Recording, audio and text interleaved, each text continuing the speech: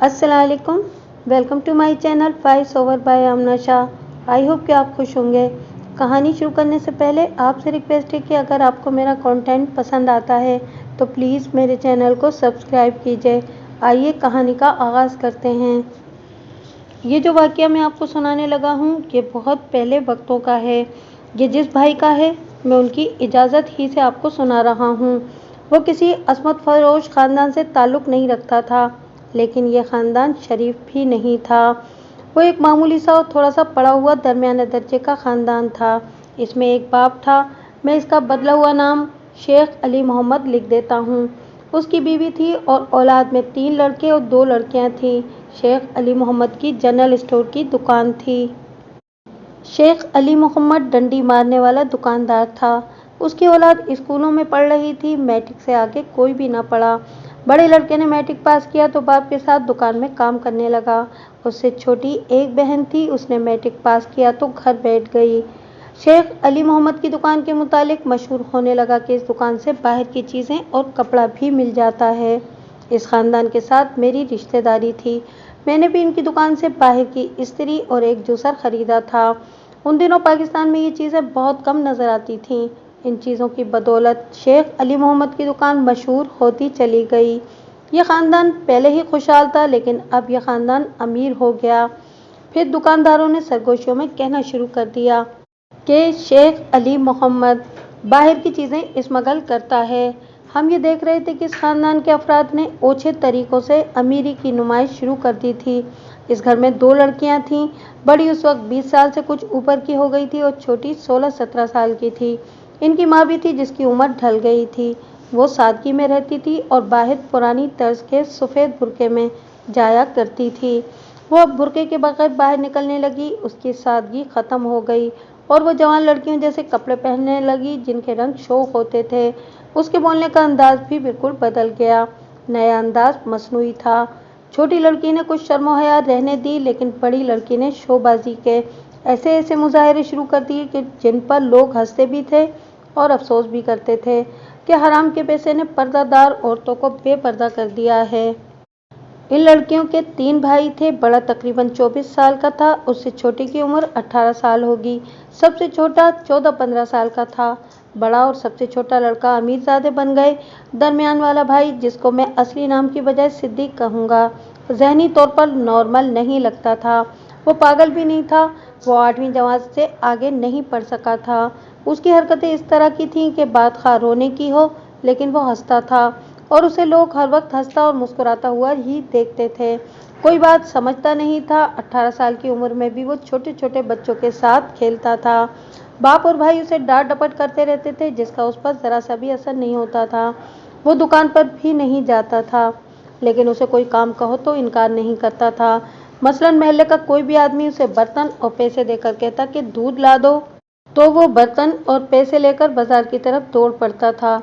लेकिन इसकी गारंटी नहीं थी कि वो दूध ले आएगा। दौड़ते दौड़ते रास्ते में उसे बच्चे खेलते नजर आ जाते तो वो इन्हें देखने रुक जाता, या कोई खेल तमाशा हो रहा होता तो वो देखने में महव हो जाता। अपने घर में वो नौकर लगता था। उसके कपड़े साफ सुथरे नहीं होते थे। बालों में कंघी कभी कभी किया करता था। उसके घर वाले कहते थे कि बाज़ औक़ात वह कहीं बैठ जाता या रुक जाता और अपने किसी ख्याल या तसव्वुर में महव हो जाता था।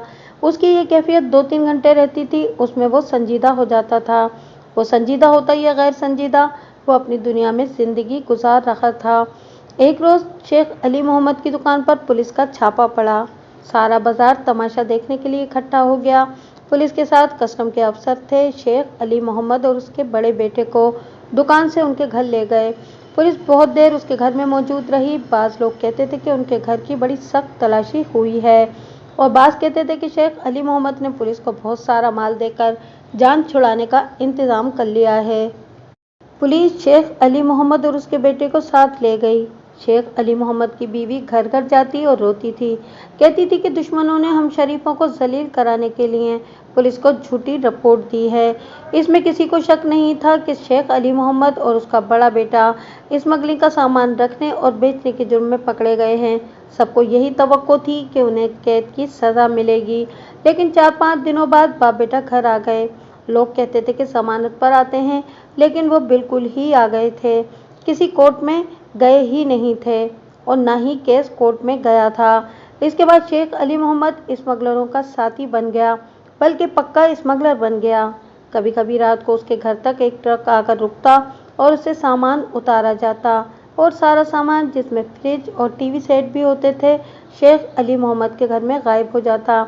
ये कारोबार रात को चलता था, सामान थोक के हिसाब से खरीदने वाले आते थे और 3-4 रातों में सामान खत्म हो जाता था।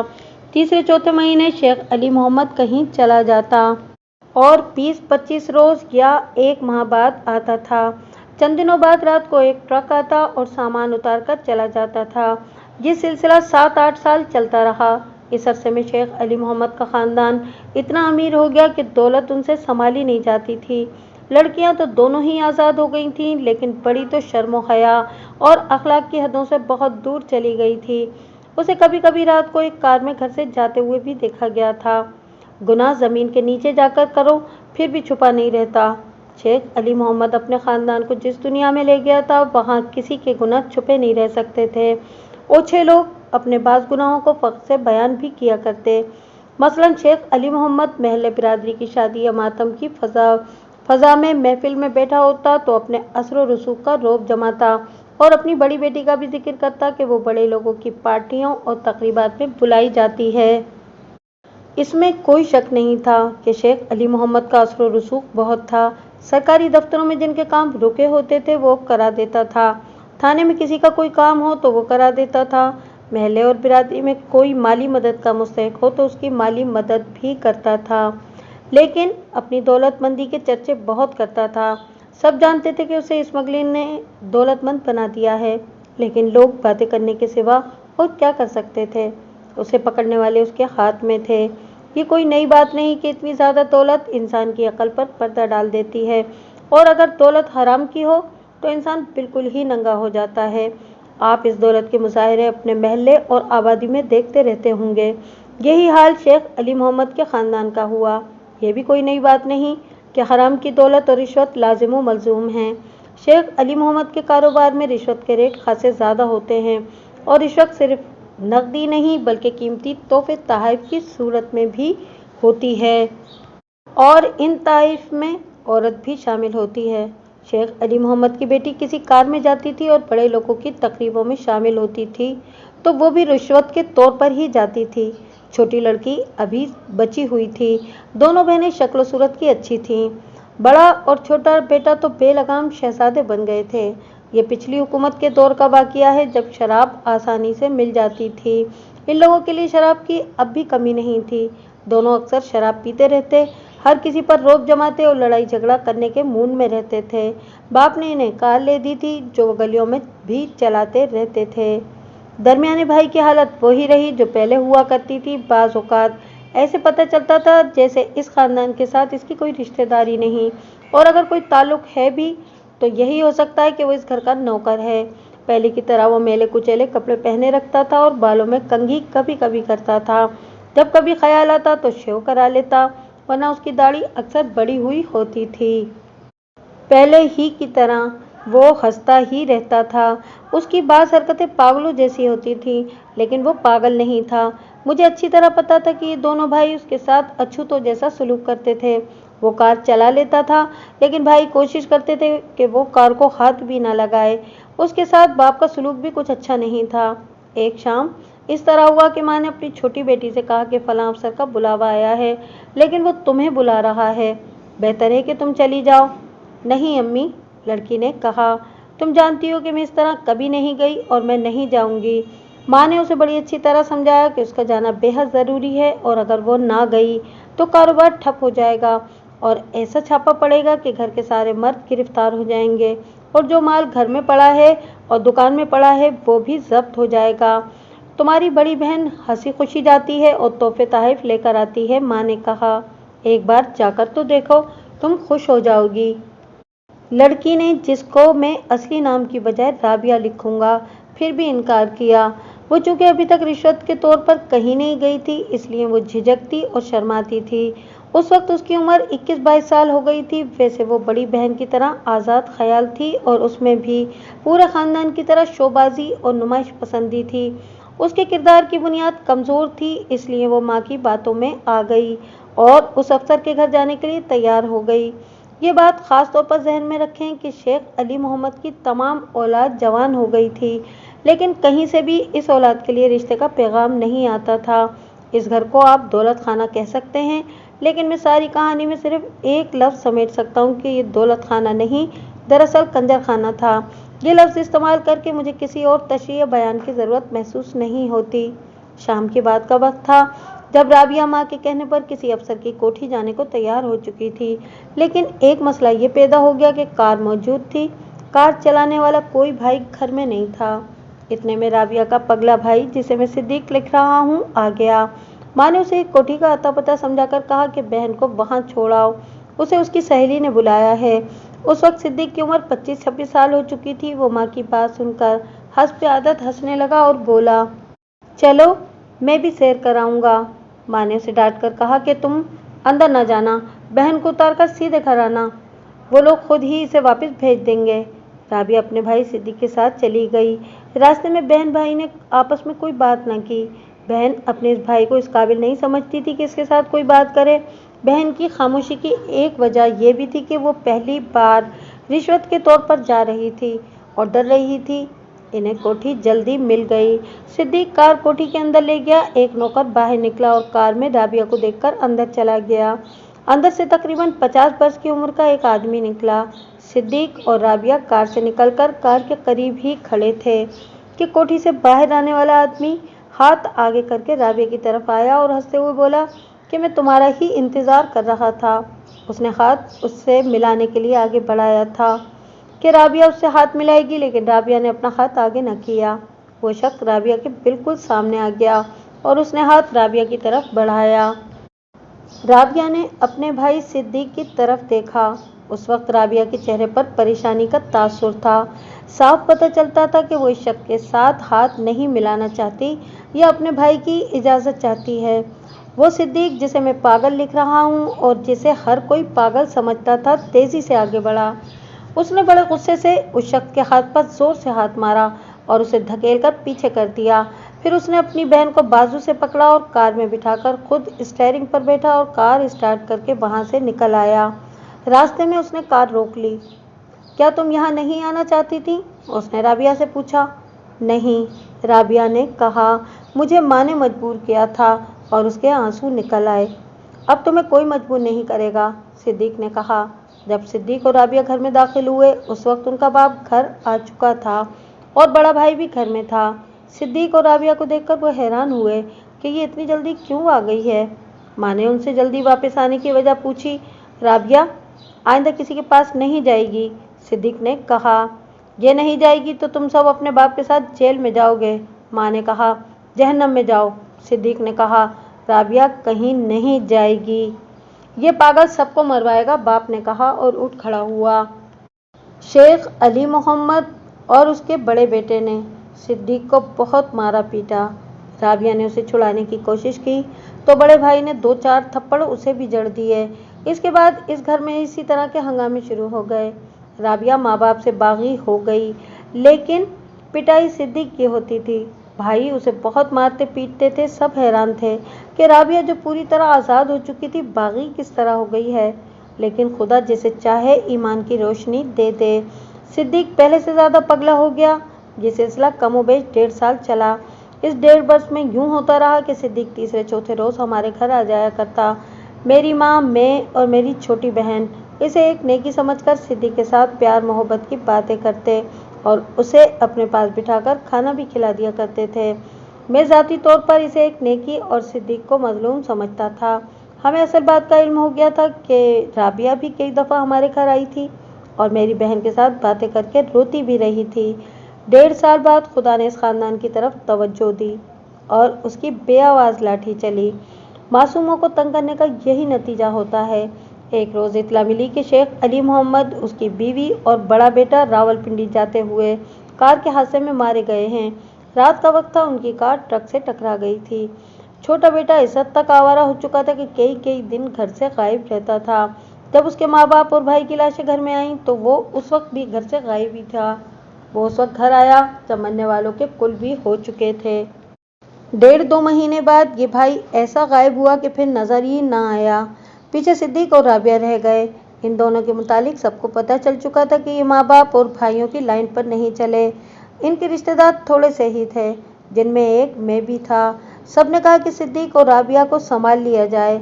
राबिया मेरे घर कई बार आई थी और ये लड़की मुझे शक्ल सूरत के अलावा किरदार के लिहाज से भी अच्छी लगती थी। ऐसा इंतजाम हो गया कि मेरी शादी उसके साथ कर दी गई। मुझे राबिया के चाल चलन के मुतालिक पूरी तरह यकीन नहीं था। हराम की दौलत ने उसे भी काबिल एतराज़ हद तक आज़ाद कर दिया था, लेकिन मैंने एक नेकी के तौर पर यह सोचा कि अगर मैंने इस लड़की को कबूल ना किया तो ये जलील व ख्वार हो जाएगी। मैंने देख लिया था कि इसका रिश्ता कबूल करने को कोई भी तैयार न था, और मैंने ये भी देख लिया था कि इस लड़की को ख़राब करने वाले बहुत थे। हकीकत यह है कि मुझे मेरी माँ ने रोका था, लेकिन मैंने इसे एक नेकी समझकर राबिया के साथ शादी कर ली। राबिया ने भी मुझ पर साबित कर दिया कि वो शरीफ लड़की है, और मैंने उसके साथ जो नेकी की है उसका सिला वो पूरी तरह वफादार बनकर सारी उम्र देती रहेगी। मेरी माँ बीमार रहने लगी थी। राबिया ने जिस तरह उसकी खिदमत और देखभाल की वो मैं आपको सुनाऊं तो आपको शायद यकीन नहीं आएगा। मेरी अपनी सगी बहन अपनी माँ की इतनी ज़्यादा खिदमत नहीं करती थी। राबिया को सिर्फ एक ही दुख था कि उसका भाई सिद्दीक अकेला रह गया था। मैं सिद्दीक को अपने घर ले आया था, लेकिन यही पागल सिद्दीक इतना गैरतमंद निकला कि वो मेरे घर आना पसंद नहीं करता था। इससे पहले वो हमारे घर से खाना भी खा जाता था, लेकिन अब कहता था कि वो अपने बहनोई और बहन पर बोझ नहीं बनना चाहता। 3 महीने गुजरे तो खुदा ने ऐसा सबब बना दिया कि सिद्दीक को हमारे साथ रहना पड़ा। सबब ये बना कि सिद्दीक का छोटा भाई जो बिल्कुल ही गायब हो गया था वापस आ गया, और उसने दरपर्दा मकान बेच डाला और दुकान भी मैं माल के फरोख्त कर दी, और वो अच्छी खासी दौलत समेट कर गायब हो गया। वो 2-3 गुंडों को साथ लाया था, जिन्होंने सिद्दीक को मार पीट कर घर से निकाल दिया। ये बहुत बड़ा जुर्म था जो सिद्दीक का भाई कर गया था। जायदाद में सिद्दीक और राबिया का भी हिस्सा था। मुझे बाज़ हजरात ने मशवरा दिया कि मैं इसके खिलाफ मुकदमा दायर कर दूं, लेकिन माली लिहाज से मुझ में इतनी हिम्मत नहीं थी, और ना ही मैं इस झंझट में पड़ना चाहता था। राबिया ने भी मुझे यही मशवरा दिया कि जो कुछ हो चुका है उसे दिल से उतार दो, वो सब हराम की दौलत थी। मैंने राबिया का मशवरा कबूल कर लिया, लेकिन सिद्दीक की हालत दिन ब दिन बिगड़ने लगी। अब उसने हंसना भी छोड़ दिया था। वो ज़्यादातर चुपचाप रहता था। उसने कुछ ऐसी हरकतें भी शुरू कर दी थी जिनसे पता चलता था कि उसके दिमाग पर बहुत ज़्यादा असर हुआ है, और अब वो सचमुच पागल हो गया है। वो किसी को तंग नहीं करता था, अक्सर चुपचाप रहता या रोने लगता, या हाथों से ऊट पटांग इशारे करने लगता, जैसे तसव्वुर में किसी के साथ बातें कर रहा हो। इस ज़हनी हालत के अलावा सिद्दीक एक अजीब से मर्ज में भी मुब्तला हो गया। दूसरे तीसरे दिन वो पेट पर हाथ रखकर दोहरा हो जाता, उसका रंग जर्द हो जाता, और 1.5-2 घंटे बाद उसकी ये कैफियत ठीक हो जाती। 1 महीने बाद उसे तशन्नुज के दौरे पड़ने लगे। उसके हाथ मुड़ जाते, चेहरा खिंच जाता और जिस्म अकड़ जाता। ये दौरा 1 महीने में 2 बार पड़ा। इससे हमें बहुत फिक्र हुई, और राबिया उसे देख देख कर रोती रहती थी। मैं इतना ज़्यादा पढ़ा लिखा आदमी नहीं था कि उसके मर्ज को समझ सकता। मेरी माँ कहती थी कि इस पर कोई आसिबी असर है। माँ के कहने पर मैं और राबिया उसे एक आमिल के पास ले गए। आमिल ने कहा कि इस पर आसिब का असर है। इसने 2-3 तावीज़ दिए और कुछ टोने टोटके भी बताए, मगर कुछ इफाका न हुआ। इसके बाद हम उसे मज़ारों और खानकाहों पर ले जाते रहे। उसका असर ये हुआ कि सिद्दीक ने पहले की तरह फिर हंसना शुरू कर दिया। वो दरअसल हमारी हिमाकतों पर हंसता था, लेकिन उसके दौरे वैसे ही रहे। इस ज़हनी कैफियत के बावजूद सिद्दीक मेरे दिल को बहुत अच्छा लगता था। उसका ये कारनामा मामूली नहीं था कि उसने अपनी बहन की असमत बचाई थी। अगर वो बहन को उस कोठी से वापस न ले आता तो वो अपनी बड़ी बहन की तरह तहजीब के पर्दे में बाकायदा असमत फरोश बन जाती। मैंने आपको बताया नहीं कि उसकी बड़ी बहन कहाँ गई। वो माँ बाप की ज़िंदगी ही में किसी के साथ गायब हो गई थी। बाप ने उसे हस्ब मामूल किसी की कोठी में भेजा था, लेकिन वो वापस न आई। पता चला था कि वो इस कोठी तक पहुंची ही नहीं थी। उड़ती उड़ती खबर सुनी थी कि वो किसी स्मगलर के साथ चली गई है। हमें एक सियाना आदमी मिल गया। मैंने उसके आगे सिद्दीक का मसला रखा। उसने सिद्दीक को देखा और उसके साथ इधर उधर की बातें की। इस आदमी ने मुझे एक डॉक्टर का नाम बताया और कहा कि उसके पास ले जाओ। मैं सिद्दीक को ले गया। डॉक्टर ने सिद्दीक की अच्छी तरह देखभाल की और कुछ दवाएं लिख दी। उनका असर ये हुआ कि वो ज़्यादा वक्त सोया रहता था। जब वो बेदार होता तो फिर उसकी जहनी कैफियत वैसी ही हो जाती थी और तशन्नुज का दौरा भी पड़ जाता था, जिसे हर कोई मिर्गी कहता था। ये डॉक्टर साहब फोत हो चुके हैं, बहुत बूढ़े थे। अब तो उन जैसा डॉक्टर कहीं नज़र भी नहीं आता। उन्होंने 2 महीने बाद दवाइयाँ बदल बदल कर दी। आखिर एक रोज़ उन्होंने सिद्दीक को बाहर भेजकर मुझे अपने पास बिठा लिया। कहने लगे कि सिद्दीक में कोई जिस्मानी नुक्स नहीं, ये नफ्सियाती मामला मालूम होता है। इसके मुतालिक मुझे बचपन से लेकर अब तक के वाक़यात बताओ। डॉक्टर साहब ने बताया और कुछ और बातें भी पूछी। मैंने उन्हें तफसील से बताया था कि सिद्दीक ने कैसी ज़िंदगी गुजारी है और उसके ख़ानदान में कैसा इनकलाब आया था और यह ख़ानदान किस तरह ख़त्म हो गया। मैंने डॉक्टर साहब को यह भी बताया कि सिद्दीक ने किस तरह अपनी छोटी बहन को तमाम उम्र की तबाही से बचाया था और 1.5 साल उसके बाप और भाइयों ने उसे किस तरह मारा पीटा और धुतकारे रखा था। डॉक्टर ने दिलचस्पी से इतनी लंबी कहानी सुनी और कहने लगा कि ये दवाइयों का केस नहीं, बल्कि उन्होंने गुस्से से कहा कि हम इन्हें ये किस्सा पहले सुना देते तो अब तक सिद्दीक ठीक भी हो चुका होता। उसका दिमाग बिल्कुल ठीक है, डॉक्टर साहब ने कहा। इसका जहन बिगड़ा हुआ है। अगर ये दिमागी मरीज होता तो अपनी बहन की असमत का इसे ज़रा सा भी ख्याल ना होता और ये अपने दोनों बड़े भाइयों की तरह आवारा और गुंडा बन जाता। डॉक्टर साहब ने दूसरे रोज़ सिद्दीक को तकरीबन 1 घंटा अपने पास बिठाए रखा। उसे बाहर भेजकर उन्होंने मुझे बुलाया और कहने लगे कि सिद्दीक की शादी का बंदोबस्त करो। ये काम मुमकिन नहीं था। उसकी उम्र 27-28 साल हो गई थी। हमने उसकी शादी की सोची ही नहीं थी। वो जिस तरह का आदमी था वो मैं आपको बता चुका हूँ। लोग उसे सचमुच का पागल कहते थे। मेरी अपनी बहन थी जो शादी की उम्र तक पहुँच गई थी। उसके रिश्ते के पैगाम आ रहे थे। अभी हमने ये फैसला नहीं किया था, लेकिन मैं अपनी बहन का रिश्ता सिद्दीक को नहीं दे सकता था। मैं इतनी बड़ी कुर्बानी देने के लिए तैयार नहीं था। ये फैसला अब मुझे ही करना था। मेरी वालदा 2 माह पहले ही फोत हो गई थीं। वालिद साहब को फोत हुए तो 12 साल गुजर गए थे। मैंने घबरा कर राबिया को बताया कि डॉक्टर साहब ने क्या मशवरा दिया है। राबिया को बहुत दुख हुआ। उसे मालूम था कि सिद्दीक को कोई भी अपनी बेटी का रिश्ता नहीं देगा। मैंने राबिया से कहा कि सिद्दीक की हालत ख़राब होती जा रही है, वरना मैं उसे अपनी बहन दे देता। नहीं, राबिया ने कहा, आपने मुझे कबूल करके मुझ पर बहुत बड़ा एहसान किया है। मैं आपसे और कोई कुर्बानी नहीं लूँगी। तीसरे चौथे दिन राबिया ने मुझे ऐसी बात सुनाई जिसे मैंने सच न जाना। उसने कहा कि मेरी बहन सिद्दीक के साथ शादी करने के लिए तैयार है। मैंने अपनी बहन से पूछा। उसने सर हिलाकर तायद की और सर झुका लिया। हम उस क्लास के लोग हैं जिसमें भाई अपनी बहनों के साथ उनकी शादी के मुतालिक बेतकल्लुफ़ी से बातें नहीं किया करते। सारी बात राबिया ने सुनाई थी। मेरी बहन ने राबिया को बताया कि सिद्दीक कभी कभी उसके पास बैठ जाया करता था और बड़ी अच्छी बातें किया करता था। बाज़ औक़ात उसके आंसू निकल जाते थे। मेरी बहन के दिल में सिद्दीक की हमदर्दी पैदा हो गई। सिद्दीक को सारी दुनिया पागल कहती रहे, मैं उसे पागल नहीं समझती। मेरी बहन ने राबिया को बताया।